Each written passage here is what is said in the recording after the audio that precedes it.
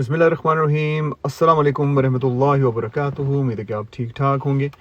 آج ایک ہمارے بہت ہی عزیز ایک انکل مسجد سے جن کا تعلق تھا، وہیں سے ان سے سلام دعا شروع ہوئی۔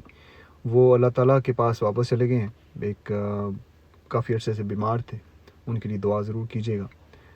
اسی بات سے میں ایک اور بات کرنا چاہتا ہوں کہ ان کے بارے میں تو گواہی دوں گا قیامت کے دن کہ جیسے میں نے ان کو پایا، جس طرح کا ان کا اخلاق تھا، جس طرح کہ ان کے بات کرنے کا طریقہ تھا، خاص طور پہ میرے ساتھ جو تھا۔ دوسروں کے ساتھ بھی وہ بڑے پیار سے بات کرتے تھے، لیکن میں صرف اپنی بات کر سکتا ہوں۔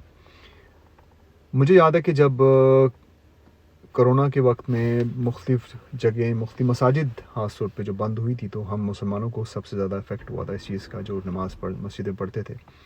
اور میرا شو روم جو ہے، میری شاپ جو ہے، وہ مسجد میں ہی ہے سائڈ پہ کر کے، تو وہاں سے ایک انٹری جاتی ہے مسجد کے ہال کی طرف۔ اور مسجد کرونا کے ٹائم میں جب بند ہوا کرتی تھی، تو الحمدللہ پورے ناروے میں آپ سوچ سکتے ہیں کہ اس سے زیادہ خوش قسمتی کا مقام کیا ہو سکتا ہے کہ ہر ایک بندہ جو ہے وہ ترس رہا ہے مسجد میں نماز پڑھنے کو۔ اور جہاں پر میری دکان ہے، وہ اس کا دروازہ مسجد کے اندر کھلتا ہے، اور میں اور امام صاحب جو ہیں، اور اس کے بعد آہستہ آہستہ دوسرے لوگ بھی ساتھ ساتھ کرونا کے وقت میں 2-3 بندے جو ہیں وہ نماز پڑھا کرتے تھے، پورے اسی ریسٹرکشنز جب ہوا کرتی تھی۔ تو یہ انکل جو تھے، یہ آتے تھے کافی دور سے مسجد میں، اسی وجہ سے کہ کہتے مجھے سکون نہیں ملتا کسی اور جگہ پہ سوائے اس جگہ کے، تو میں مسجد میں آنا چاہتا ہوں۔ تو یہ دکان سے ہو کے اندر مسجد چلے جایا کرتے تھے، وہاں پر نماز پڑھا کرتے تھے، یہ پورے اس ٹائم پہ۔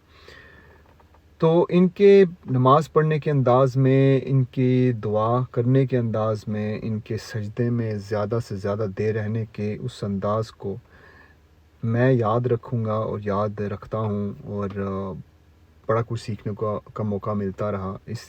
کسی بندے کی کسی ایکشن سے آپ بڑا کچھ سیکھ سکتے ہیں، ان کے نماز پڑھنے کے طریقے سے بڑا کچھ سیکھ سکتے ہیں کہ وہ کتنے تحمل مزاجی سے اپنی نماز پڑھ رہے ہیں، کتنے خشوع سے پڑھ رہے ہیں۔ تو ان کا یہ انداز بڑا خوبصورت تھا، اور یہ چیز جو ہے، میں اس چیز کو ضرور آگے لے کے جاؤں گا، اور کوشش کروں گا کہ میں بھی ویسے پڑھ سکوں۔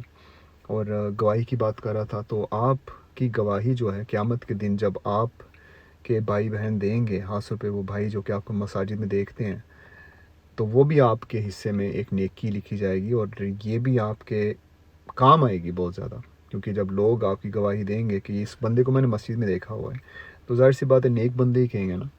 اور یہ صرف تب ہوگا جب آپ مسجد میں نظر آئیں گے کسی کو۔ صرف 1 بار 2 بار کسی جنازے پہ چلے جانا اور بعد میں توقع کرنا کہ لوگ مجھے یاد رکھیں گے، ایسا نہیں ہوتا۔ لوگ آپ کو یاد شاید رکھیں کسی اور وجہ سے، لیکن مسجد کے ساتھ تعلق کی وجہ سے کوئی اگر آپ کو یاد رکھ کے آپ کی قیامت کے دن گواہی دیتا نا، تو میں سمجھتا ہوں اس سے زیادہ خوبصورت گواہی کوئی ہو ہی نہیں سکتی۔